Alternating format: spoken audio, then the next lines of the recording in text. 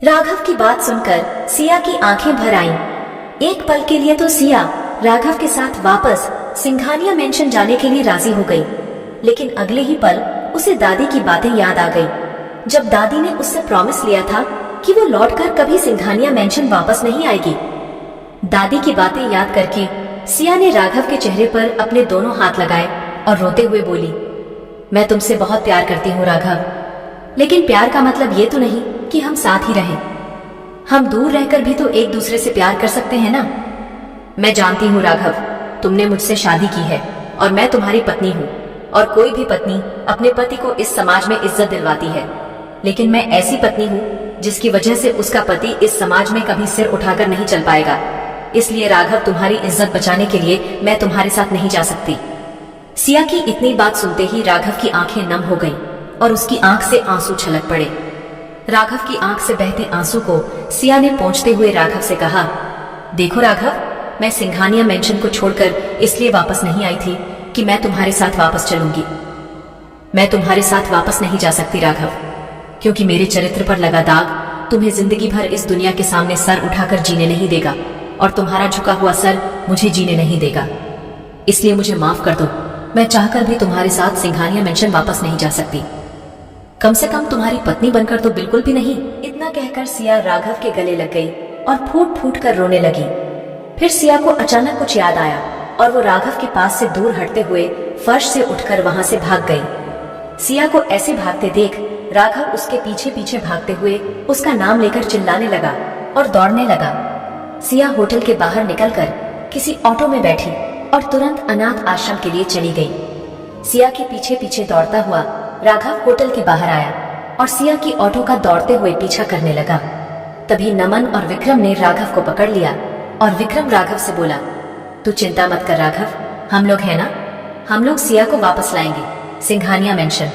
तू प्लीज ऐसे मत कर यार। विक्रम की बात सुनकर राघव ने अपनी नम आंखों से विक्रम की तरफ देखते हुए कहा, लेकिन यार विक्रम, सिया एक बार फिर मुझे छोड़ के चली गई। मेरे इतनी रिक्वेस्ट करने के बाद भी वो वापस चलने के लिए तैयार क्यों नहीं है? मैंने ऐसा क्या किया है यार जो वो मेरी बात तक सुनने को तैयार नहीं है? वो क्यों नहीं जाना चाहती मेरे साथ सिंघानिया मेंशन? राघव को इतना दुखी देखकर विक्रम ने राघव को अपने गले लगा लिया और उसके कंधों को सहलाते हुए बोला, देख यार राघव, तेरे घर में सिया का अपमान हुआ है। इतना तो तुझे भी याद होगा कि दादी ने उसे कितना कुछ सुनाया है, और इतना कुछ सुनने के बाद कोई भी लड़की किसी भी ऐसे घर क्यों जाएगी जहां उसके चरित्र पर लांछन लगे? तू जानता है ना, दादी को हर बात पर वो सिया को सुनाती है। माना कि सिया कुछ कहती नहीं है, लेकिन उसे दादी की बातों का बुरा तो लगता है ना, और ऊपर से वो सोचती है कि अगर वो तेरे साथ रही तो दुनिया वालों तुझे ये ताना देंगे कि तेरी बीवी। विक्रम आगे कुछ बोलता उससे पहले ही राघव ने चिल्लाते हुए कहा, मुझे दुनिया की परवाह नहीं है यार। कौन क्या बोलता है क्या नहीं, इसकी मुझे जरा भी परवाह नहीं है। वैसे भी उसके साथ जो कुछ भी हुआ है इसमें उसकी तो कोई गलती नहीं है, तो फिर उसे ऐसा क्यों लगता है कि उसमें उसकी गलती है? उसके साथ जो कुछ भी हुआ उसका जिम्मेदार मैं हूँ। माना कि मैंने ही गुस्से में सिया को इतना कुछ गलत बोल दिया जो मुझे नहीं बोलना चाहिए था, लेकिन इसका मतलब ये थोड़ी ना है कि मैं उससे प्यार नहीं करता। इतना कहते हुए राघव की आंखें एक बार फिर से नम हो गईं और वो विक्रम के गले लगकर बोला, प्लीज यार विक्रम, सिया को वापस लेकर आना। मैं सिया के बिना जी नहीं पाऊंगा। अगर वो मेरी जिंदगी से चली गई तो मैं जिंदगी जीना भूल जाऊंगा। अगर तू अपने दोस्त को जिंदा देखना चाहता है तो प्लीज सिया को मना कर ले। आ यार। और इतना कहकर राघव की आंखों से आंसू बहने लगे। राघव को इतना दुखी देखकर विक्रम ने कहा, तू चिंता मत कर राघव, मैं सिया को सिंघानिया मेंशन वापस लेकर आऊंगा।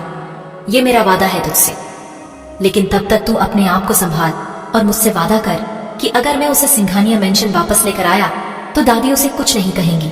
विक्रम की बात सुनकर राघव ने बिना कुछ सोचे समझे झट से हाँ कर दी और मुस्कुराते हुए बोला, आई प्रॉमिस विक्रम। दादी उसे कुछ कहना तो दूर, उसकी तरफ देखेगी भी नहीं। बस तू कुछ भी करके सिया को वापस सिंघानिया मेंशन लेकर आ जा यार। अगर तू उसे वापस ले आया तो मैं प्रॉमिस करता हूँ कि उसके चरित्र पर कभी कोई आंच नहीं आने दूंगा। राघव की बात सुनकर विक्रम ने राघव के कंधे पर हाथ फेरते हुए कहा, तो फिर ठीक है राघव, तू नमन के साथ सिंघानिया मेंशन वापस जाकर दादी से बात कर। तब तक मैं सिया को वापस सिंघानिया मेंशन लेकर आता हूँ। और हाँ, मैं सिया को अपने तरीके से वापस लेकर आऊंगा, लेकिन तू मुझसे ये नहीं पूछेगा कि मैं सिया को कैसे वापस लेकर आया। विक्रम की बात सुनकर राघव ने मुस्कुराते हुए कहा, अरे यार, क्या फर्क पड़ता है कि तू सिया को किस तरीके से वापस लेकर आता है, बस वो से सिंघानिया मेंशन वापस आ जाए, इसके अलावा मुझे कुछ नहीं चाहिए। और हाँ, मैं तुझसे कभी नहीं पूछूंगा कि तू सिया को कैसे मनाकर वापस लाया है। राघव की बात सुनकर विक्रम सिया को वापस लाने की हामी भरते हुए अपनी गाड़ी में बैठा और अनाथ आश्रम के लिए निकल गया।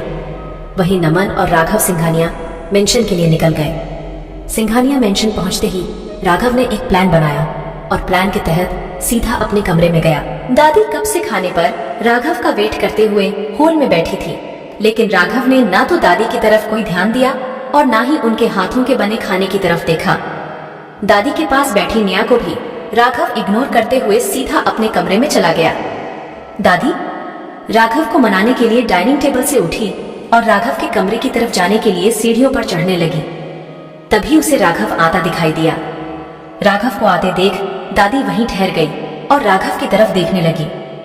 तभी दादी ने देखा कि राघव के हाथों में एक बड़ा सा बैग था। राघव के हाथों में इतना बड़ा बैग देखकर दादी ने राघव से पूछा, कहाँ जा रहा है तू और इस बैग में क्या है? दादी की बात सुनकर राघव ने कोई जवाब नहीं दिया और सीढ़ियों से उतरकर नीचे आ गया और बाहर की तरफ जाने लगा। तभी दादी दौड़ते हुए राघव के सामने आकर खड़ी हो गई और चिल्लाते हुए बोली, मैंने पूछा कहाँ जा रहा है तू और इस बैग में क्या है? मैं तुझसे कुछ पूछ रही हूँ। राघव, मेरी बात का जवाब क्यों नहीं देता? कहाँ जा रहा है तू? बता क्यों नहीं रहा? दादी की बात सुनकर राघव ने गुस्से में झुंझलाते हुए कहा, मैं सिंघानिया मेंशन को छोड़कर हमेशा हमेशा के लिए जा रहा हूँ। आपको यहाँ अकेले रहने का शौक है ना, तो आप खुशी से रहिए, लेकिन मुझे यहाँ रोकने की कोशिश मत कीजिए, क्योंकि मैं यहाँ बिल्कुल भी खुश नहीं हूँ। राघव की बात सुनते ही दादी चौंकते हुए बोली, ये तू क्या कह रहा है राघव? तेरे बिना तेरी दादी इतने बड़े घर में अकेली कैसी रहेगी? मेरी खुशी तो तुझसे शुरू होती है बेटा, और तुझ पर ही खत्म होती है। तेरे बिना मैं यहाँ इतने बड़े घर में खुश कैसे रह सकती हूँ? दादी की बात सुनकर राघव ने दादी को ताना देते हुए कहा, अच्छा दादी, आप मेरे बिना खुश नहीं रह सकती, लेकिन आप मेरी खुशी को देखकर भी तो खुश नहीं रहती। आपको तो सब कुछ अपने हिसाब से चाहिए। आपको अपने पोते से ज्यादा अपनी इज्जत और शोहरत की पड़ी है। मेरी आपको कोई परवाह ही नहीं है। राघव की बात सुनकर दादी ने कहा, अच्छा, मुझे तेरी परवाह नहीं है, तेरी दादी को तेरी परवाह नहीं है। अरे, तू भूल गया क्या? तेरी माँ के मरने के बाद तेरा सबसे ज्यादा ख्याल अगर किसी ने रखा था तो वो तेरी दादी है। राघव ने दादी से कहा, कुछ नहीं भूला दादी, मुझे सब याद है कि मेरी माँ नहीं थी। उस वक्त आपने मेरा साथ दिया, मुझे कभी अकेला नहीं छोड़ा, लेकिन अब आप जो आप कर रही हैं, उसके बाद मेरा इस घर में रहना मुश्किल हो गया है। राघव की बात सुनकर दादी ने दुखी होते हुए कहा, लेकिन राघव, मैंने ऐसा क्या किया है जिससे तू इतना नाराज हो गया कि अपनी बूढ़ी दादी को छोड़कर हमेशा के लिए जा रहा है? बताना बेटा, मैंने ऐसा क्या कर दिया? दादी की बात का जवाब देते हुए राघव ने कहा, आप जानती हैं, दादी सिया मेरी जिंदगी है, मेरी खुशी है, और आपने मेरी खुशियों में आग लगा दी। आपने मेरी सिया को मुझसे दूर कर दिया, इसलिए सिया के बिना इस घर में रहने का मेरा बिल्कुल मन नहीं करता। मेरा मन करता है कि मैं खुद को जला दूं, मार डालूं। राघव के मुंह से इतना सुनते ही दादी राघव की देखकर रोते हुए बोली, खबरदार, अगर ऐसी बात अपने मुंह से दोबारा निकाली तो अगर तुझे कुछ हो गया तो तेरे इस दादी का क्या होगा? मैंने अपने बेटे और बहू को तो खो दिया है, लेकिन तुझे अगर कुछ हो गया तो मैं किसके सहारे जीऊंगी? इतना सुनते ही राघव ने दादी से कहा, तो फिर ठीक है दादी, अगर आप नहीं चाहती कि आपके पोते को कुछ भी हो, वह खुश रहे, तो फिर सिया को इस घर में रहने दीजिए। वो मेरी पत्नी है दादी, मेरी जिंदगी है, मैं उसके बिना नहीं जी सकता। इसलिए अगर आप अपने पोते को जिंदा देखना चाहते हैं तो आपको सिया को बर्दाश्त करना ही होगा। वैसे भी वो बेचारी आपकी कितनी इज्जत करती है, आपको पता भी है। क्या दादी राघव की बात मानकर सिया को वापस सिंघानिया मेंशन लाने के लिए हाँ कर देगी?